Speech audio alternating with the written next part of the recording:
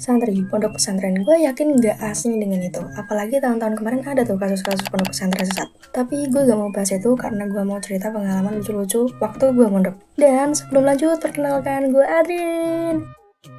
Gue dari kecil tuh udah gak asing dengan pondok pesantren, karena rumah gue deket pondok pesantren, dan udah biasa gue lihat santri mondar-mandir di depan rumah gue. Maka dari kecil gue tuh pengen banget namanya mondok, dan gue keturutan mondok pas gue lulus SD. Singkat cerita, akhirnya gue dipondokin di suatu kota yang jauh sama tempat tinggal gue. Dan pemandangan pertama yang gue temui adalah banyak banget yang nangis. Ada yang nangis satu keluarga, ada yang nangis sendirian, nangis sambil teleponan, termasuk bapak gue. Tapi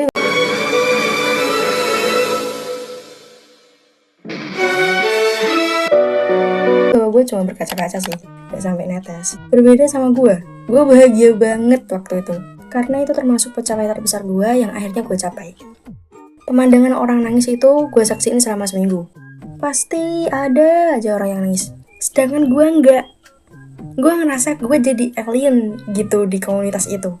Dan alasan santri-santri baru pada nangis itu gara-gara hal sepele, kayak kangen rumah, kangen keluarga, pengen dijenguk, ataupun juga ada yang pengen boyong. Sebenarnya gue juga rada kangen waktu itu, tapi gak sampai nangis. Dan gue nangis pada hari ke-8 tiba. Iya, hari ke-8 gue baru nangis.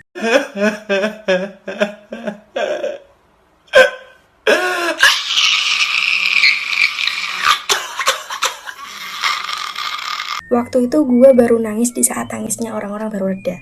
Di saat santri-santri baru sudah berdamai dengan keadaannya.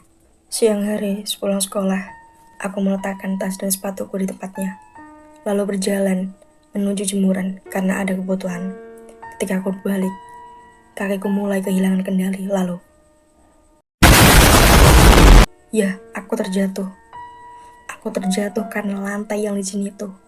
Seketika itu juga memori tentang nyamannya rumah. Pelukan hangat orang tua terlintas di ingatanku. Rasa rindu yang tiba-tiba terbesit di dalam hati kini semakin dalam sampai air mataku ingin jatuh. Tapi aku menahannya. Aku memilih menahan air mataku yang jatuh itu. Karena temanku melihatku terjatuh. Rasa malu yang begitu kuat membuatku menahan tangis. Aku berusaha berdiri dan terus tersenyum menghambari temanku. Lalu aku bertanya, aku mau ke kamar mandi. Kamu ikut apa enggak? Temanku menjawab tidak. Aku bergegas ke bawah dan menuju kamar mandi. Setelah pintu tertutup, di sanalah tangisku pecah. Air mata jatuh membasahi pipiku. Aku menahan suara isakku agar tidak terdengar orang karena aku takut dikira kuntilanak. Tangisku semakin pecah karena seragam baruku yang kotor karena kejadian itu. Dan lo tahu noda di seragam gue gak bisa hilang-hilang. Capek.